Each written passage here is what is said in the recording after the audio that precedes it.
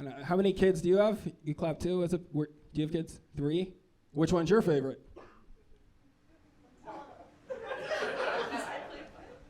You plead the 5th? So how old are your 3? Twin 12-year-olds and a 10-year-old. It's the 10-year-old.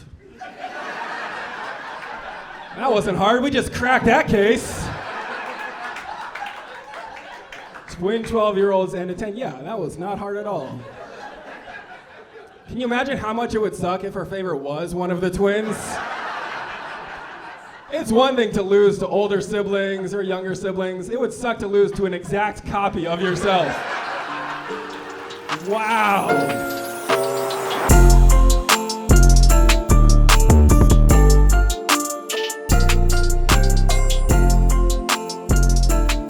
Put your hands together.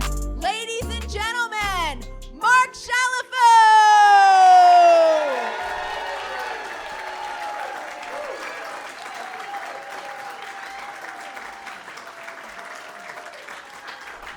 Thank you. Thank you. I thought that would go longer, I'll be honest. Thank you guys for being here. We're gonna have fun. Round of applause. How many single ladies do we have here? Single ladies, round of applause. Okay. A few scared claps. Single guys, any single guys, round of applause. One clap and one yeah. So if you clapped or yahed in either of those two groups, please have sex with Zach. You'd be doing us all a real solid. He said he's saving himself for marriage. I can have an ordained minister here in 30 minutes. This whole special, it was just a ruse. This is actually an intervention for Zach, so if anybody's willing to have sex with him, just talk to us after the show. We're gonna edit that out. We're gonna edit that out. Thank you guys for being here. I'll tell you about myself. I have a wife and 3 young daughters, so I have converted to feminism at this point. Like, how could I not support women's rights when I own 4 of them?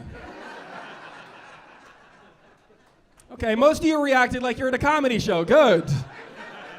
Some of you reacted like you live at my house. I do love being a dad. I never realized how much I wanted to have kids until I had one. And honestly, I didn't even realize how much I wanted to have 2 kids until I had 3 kids. That is a lot of kids. I know it's a lot because I took the littlest one in for a doctor's appointment, and the nurse asked me her birth date, and I couldn't remember it. I said winter. They do not take that at the doctor's office. The milestones feel different with a 3rd, too. Like the first time my wife told me she was pregnant, it was like this really emotional dinner. It was awesome. The 3rd time she told me she was pregnant, it was a text. She sent me a picture of a positive pregnancy test. And I'm staring at that, just thinking like, wow, I really hope she meant to send this to somebody else. But here we are. When people find out that I have 3 daughters too, they always say the same thing. They're like, oh, are you gonna try for a boy? 3 girls, are you guys gonna try for a boy? Like, I don't need another kid, right? I don't need to have a boy because I have 3 awesome girls. And it's like, oh, what? Nobody wants to go to the game with me? Okay, I guess I'll just go with my friends. Oh no, everybody's going out for pedicures again. I guess I'll just stay home alone with the Xbox. Poor me. It is hard here's something hard about 3 daughters too, right? Is you run out of names. Our first daughter, she was born in New York City at a hospital on Madison Avenue. And we named her Madison. That's cute. Our second daughter was born in Cincinnati at a hospital on Dick Smith Avenue. That's gonna be a weird first day of school for little Dick Smith. Dick Smith doesn't sound like a cute name for your precious daughter. Dick Smith just sounds like somebody selling sex toys at a Renaissance fair or something. Like, oh, the Dick Smith, great. Great. I don't know. Round of applause. How many people have kids, by the way? Round of applause. Okay, most people. How many kids do you have? 5. Oh, wow, okay. Can anybody top 5? Shit. Good for you. Which one's your favorite? The third. You said that like you've been asked that before. Like you came here prepared with that. What's so great about the third? He's just good? He's the only one out of the 5 that's good. I mean, that's a bummer because you have 2, you're like, we're going to get a good one if we keep trying. Then you have a good one, you're like, yeah, let's have more good ones. 2 more foul balls. How old's the middle? The favorite? 3? Okay, well, that's a great age. Yeah, 3's fun. And, how many kids do you have? You clap 2. Do you have kids? 3? Which one's your favorite?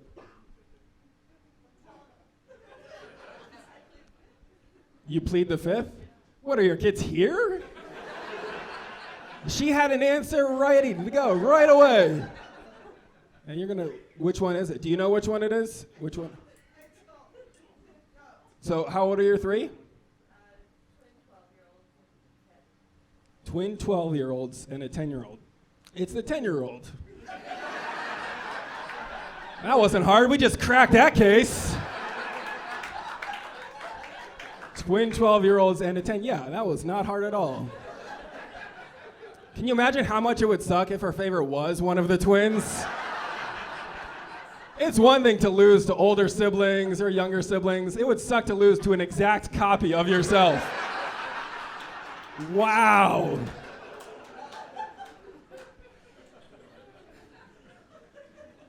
I would never want my kids to think that I had a favorite, right? Like, I want them to know who that favorite is every single day. Every morning, I just post the power rankings in the kitchen so they can see where they stand. It was Madison for the longest time because she would do this thing when all 5 of us were home together.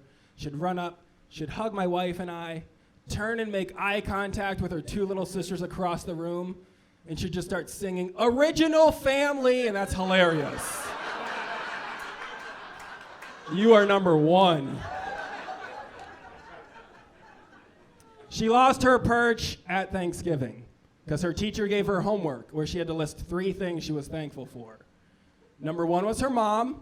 We all saw that coming, fine. Number 2, her siblings in a tie. Number 3, the dog. The dog. That is very hurtful because we do not have a dog.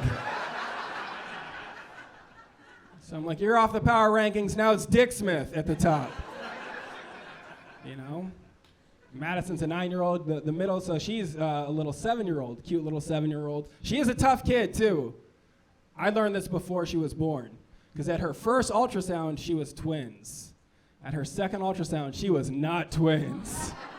And when she was born, she had a tiny teardrop tattoo under her eye. That's how you know you don't mess with Dick Smith. This kid means business.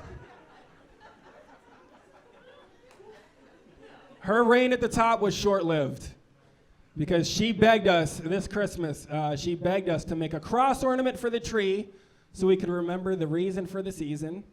The very next sentence out of her mouth was, but I also love puppies, so I'm going to draw a picture of a puppy on the cross. Oh, no. Yikes. You're going to be so bummed when you learn how they used those crosses.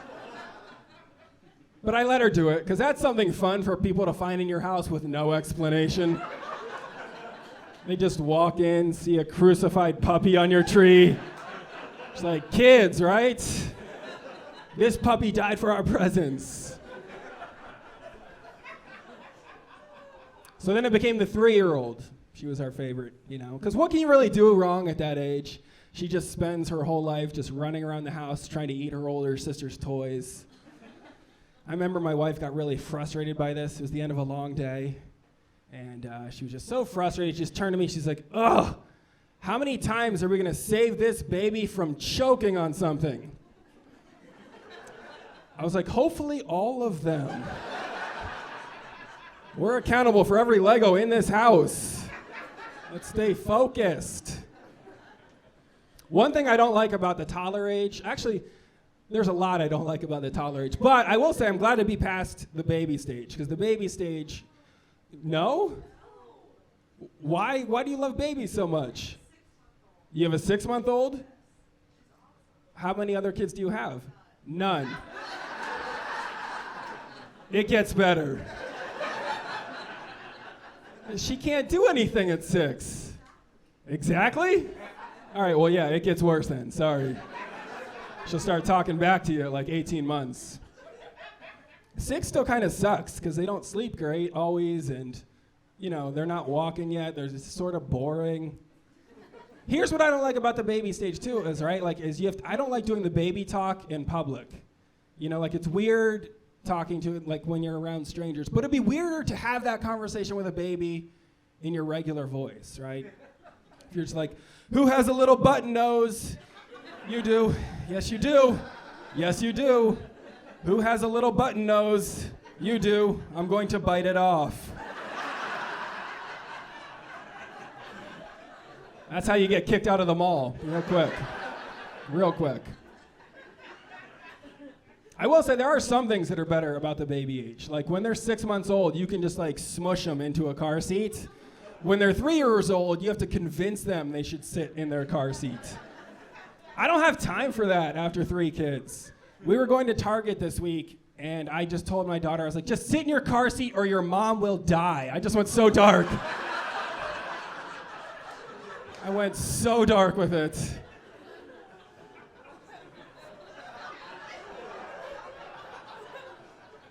I will say, to her credit, that kid did not budge.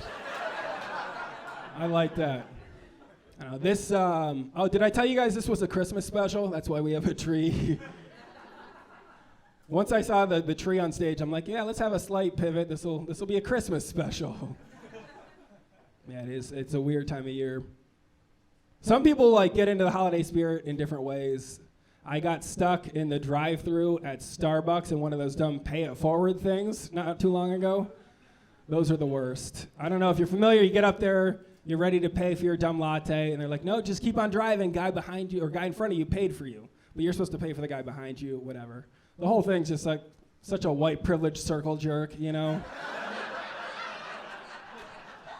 I just can't think of anybody who deserves a free drink less than somebody in the drive-thru at Starbucks in Mason, Ohio. That is a local reference that's staying in the special. The world must know about those people. I just don't get the mentality, right, of somebody that gets up to that window and they're like, I feel like doing some charity today. And the barista's just like, tip the barista, tip the barista, tip the barista. And they're like, nah, I've got a better idea. Free coffee for the Tesla behind me. That would never happen at a McDonald's. Here's how I picture that happening at McDonald's, right? I get up to the window and I pay for my food. I pay for the guy behind me. I get to that next window, I get my food, I show them that second receipt, and then I drive off with his food too. He doesn't get a free lunch, he gets a life lesson. There is no free lunch. I remember we took the first baby back from New York City to Ohio to meet my wife's family, and my wife's aunt came running up to me at this party we were having. She started rubbing my chest, which is weird. She was like, hi, Daddy. Are you ready to be called that, Daddy? I was like, not by you. I'm taking this casserole to go. People give you presents when you have kids. That part's awesome. People were giving us money at this party, and by the end of the night, we had like $200 or something. And my wife was like, oh, we should start a college fund for the kid. But you cannot go to college for $200. So I took that money to the casino. And now she can go to college for free when she joins the military. That's how that day went for me. I have learned some things as a parent, too. Screen time is a problem. I know that because the 3-year-old had been watching so much YouTube. Instead of saying goodbye to people, she'd just say, "Thanks for watching, please subscribe." That's too much YouTube, kid. And it's not like it's just kids that are addicted to their screens. I was on a flight, this was during the before times, and there was a soldier on our flight, landed CVG, long walk to baggage claim at this airport.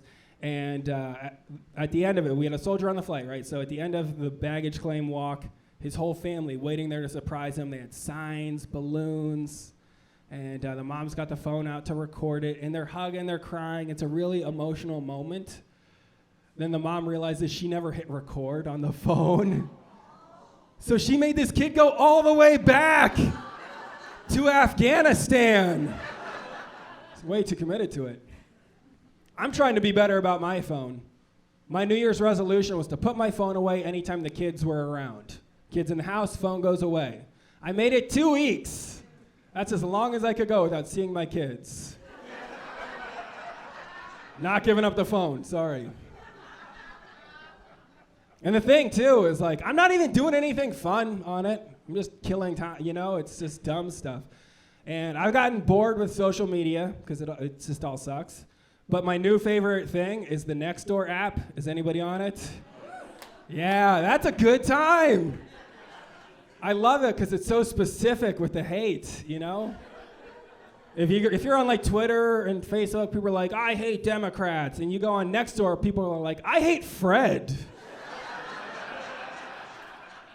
1867 Pine Mills Drive, that Fred. And I hate his dogs. He doesn't clean up after them. It's always old people. It's always old people that you see them in the neighborhood, they're waving to everybody. Then they get behind their computer and they're like, "Here's why this toddler should be in prison." I'm like, damn, relax, dude. School levies, that'll bring out all the crazy people. They all think they're conspiracies or something. It's crazy, some of the stuff that people will say because they don't want to pay for other people's kids. I saw this mom post a huge rant. It was like completely unhinged, and she's just ranting on and on about the levy. And then underneath it, another mom commented, "How can we even trust your comments here if your husband can't even trust you to be faithful?" Whoa! Whoa, shit. I canceled plans to watch that unfold in real time. I forgot to get my kid off the bus because I was so locked into Real Housewives of Target. Highly recommend it to anybody. It's fun being back out in the world, too, with the kids. That's exciting. And the older two are in school a lot more. The 3-year-old, she's in preschool, which is good for her. But that's only a couple days a week, right? So, I was with her at the park on one of the days she wasn't in school. So, a little father-daughter bonding time, right? We went to the park, and this sucked. Because right away, my cute little 3-year-old, she started to play with stuff, and this 4-year-old girl came right up to her and hit my kid. And she was just like, "I don't like you," and hit her. And my daughter wasn't hurt, but she was really scared and confused by this. And it crushed me as a dad because she just processed it, and all she could come up with in the moment was she just said, but I'm nice. That broke my heart as a dad to watch her deal with that. So I did what I was supposed to, and I pulled my kid away from it, but I did it while saying stuff loud enough to make sure they would hear us too, I was like, "Sweetie, come on, let's go get away from the mean girl with the fucked up teeth." I'm not proud that I went there. That's what you gotta do. I also taught my daughter how to stand up for yourself in 2022, and we left the park a bad review on Google, so. Great park, mean girls, 1 star. I have learned other things about having kids too. You need to trust your parent gut. That's important, right? We were leaving Madison's soccer game, and there was a boy on the other team who was petting this huge dog as we walked past. And he was like, "Do you guys want to pet my dog? He's going to heaven today." That crushed my kid. She started crying. She was like, "Daddy, why did he say that? What does he mean?" And so I just had to be honest with her. And I was like, "Sweetie, I am so, so sorry. But this is what happens when you don't try hard enough at soccer." That kid's gonna be so good at soccer. She's getting a scholarship. I see the checks are coming out. How about a round of applause again for your wait staff? Morgan and Jake. Make sure you take care of them well at the end of the night. Tip them well. And if you're watching this online someday, make sure you just Venmo them later, because they're part of this. Who's got older kids? Does anybody have how old are your kids? 22 and 25? Which one's your favorite? Your husband is? Damn, that's a burn. Who's your favorite child? My husband. Yikes. Merry fucking Christmas. What's the hardest year to raise kids between 0 and 25, do you think? 16, 17? That's kind of what I'm hoping for, because mine are still young, so I'm thinking all right, I'll deal with the bad shit later. What age do you have the sex talk with them? You're a nurse, so you talked about it with them when they were really young? Like how young? 8, 9? Oh shit, that does seem pretty young. Hey, let's talk about sex. And they're like, Mom, I'm watching TV, just save it. But yeah, you gotta do it, right? It's awkward. It doesn't matter the age, it's always gonna be awkward, I remember I was 14 when I had the sex talk, and that's not even the funny part. I was raised Catholic. So my dad only told me 2 things. He sat me down, he's like, Mark, I don't need to tell you, it's in the Bible, you can't have premarital sex. Then he paused, and he's like, but there's a lot you can do without sticking it in, and that was it. I was like, Dad, is that second part also from the Bible? What verse is that, Leviticus 69? I should read it, you're right. I've got my friend has been complaining to me all week, too, about his breakup that he's going through. He's like, this is a really bad breakup because it's gotten mean on social media. That is not a bad breakup. Here's a worse breakup. When I went off to college, I broke up with my high school girlfriend, and she said no. So true story, we dated for 5 more years after that. And then we got married. That's a bad breakup. Round of applause. How many people are with a high school sweetheart still? A few people. You are? Are you guys together? Okay, cool. What'd you guys do for your first date? Bowling. He said bowling, she said movies, so they were thinking about different high school sweethearts at this point. Or was there a movie theater bowling thing? It was definitely moving? Saw 5? That's even weirder. First date, let's go see Saw 5. But it was good. It worked out. How long you guys been together? 14 years? I'm glad she answered that first. You're like, I'm going to let her take the wheel on this one. I've seen what can happen. We did, everybody does the movie thing. My wife and I, we went to Applebee's first, though, because I had some money, right? And the thing that sucked about that is they sat us right next to a table where a dad smacked his kid, which is real Applebee's shit. You could see it coming from a mile away, this little kid. His name was Ryan. He's zooming this car and all the empty tables in the section. Right away, the dad yells at him to stop. Ryan ignores it. But I see a look in the dad's eyes. Maybe something from my own childhood, I don't know. But something told me this dad was not messing around. I just wanted to stand up and yell, Ryan, sit down. He's gonna hit us. The dad grabbed Ryan, yanked him on the table, backhanded him in front of everybody in this Applebee's, then in one fluid motion brought his hand back around to cover the kid's screams. That was not his first rodeo. Ryan has been to Applebee's before.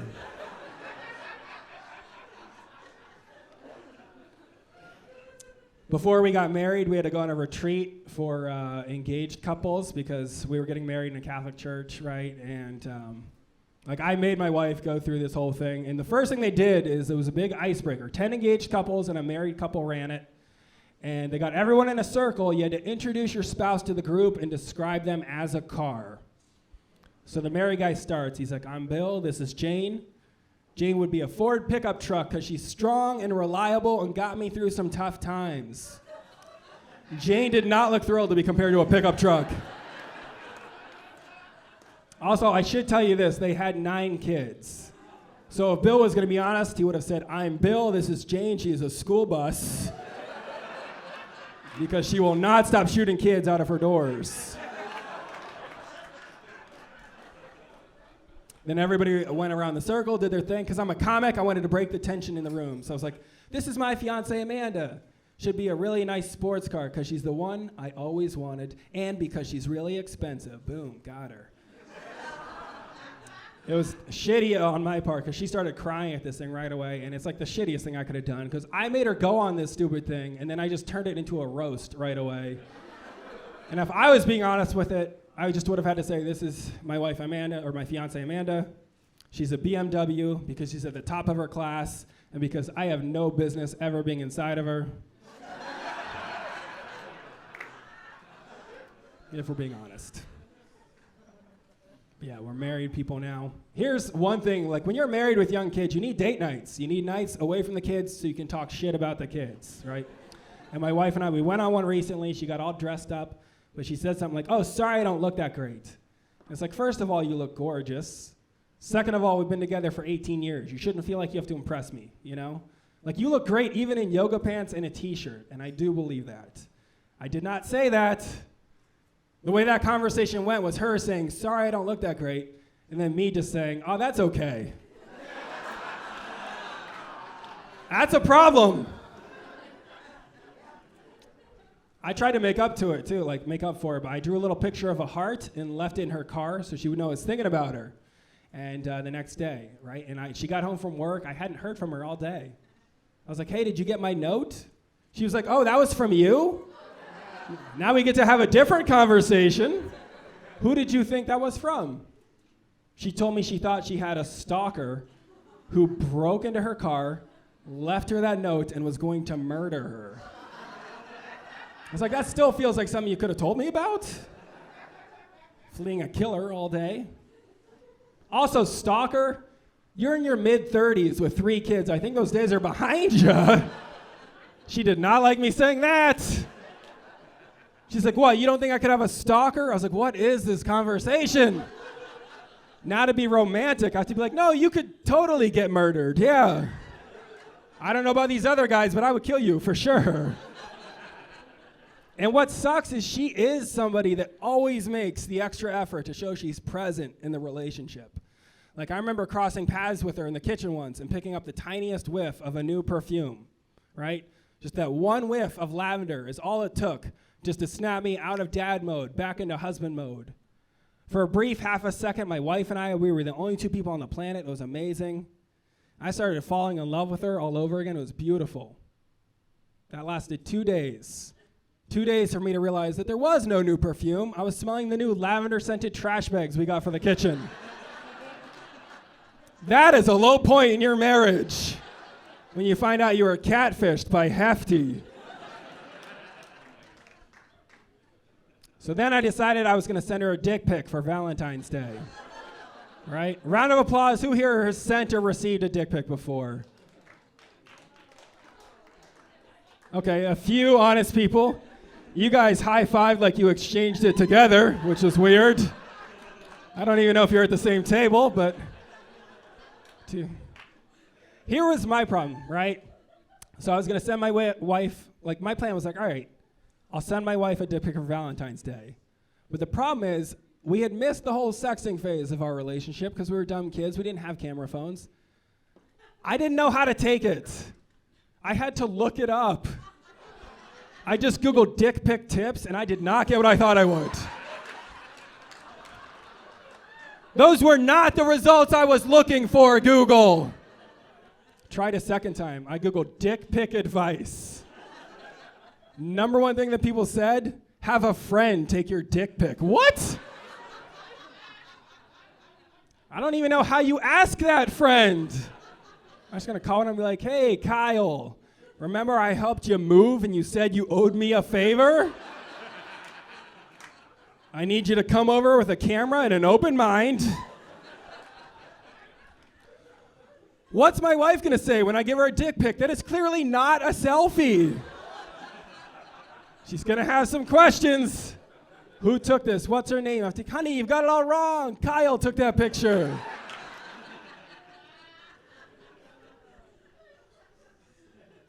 I told that joke once in Florida, and after the show, a woman came up to me, and she's like, you know there's a website you can send your dick pics to get anonymous constructive feedback. I was like, yeah, that's a hard pass on that one.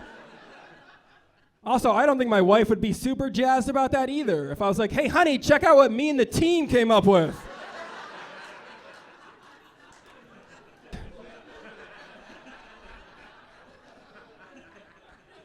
No, you guys have been a really fun crowd. I will say, the last thing I'll tell you is the most fun, though, that I've had during this run of post-COVID shows I've done happened in North Carolina about 6 months ago.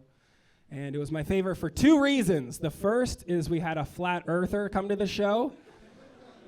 And he came up to me in the meet and greet line afterwards, and he had a Flat Earth Society t-shirt on. But this guy was so heavy, it just looked like he was wearing it ironically. I was like, you're a fat earther, that's a different thing. The second reason it was my favorite is because at like 3 weeks before the show, I got an email. And the email just said, subject line just said, quick question from a potential fan. Email body, hey man, just wondering if you're funny. Thinking about coming to see you in North Carolina with my girlfriend for our 1-year anniversary. I don't feel like looking up any videos online. So just tell me a quick knock-knock joke or something that'll make me laugh, and we'll probably come see you. I just need some proof, you know? Let me know, please, from Austin. A lot of different ways I could have responded to that. This is what I went with. I immediately sent him a link to my album. I was like, you can check that out. It's been streamed 1 million times on Pandora. Then I offered him free tickets to Austin and the girlfriend just to get them to this show, just so I could get halfway through it and just say, Austin, please stand up, spotlight on Austin. And say, ladies and gentlemen, Austin is here tonight with his girlfriend celebrating their 1-year anniversary. And he emailed me before the show because he has a very special question he wants to ask her tonight. And then I just let him melt under that spotlight for a good minute. And then just said, knock, knock. And that was the end of it. Thank you guys. Have a good night.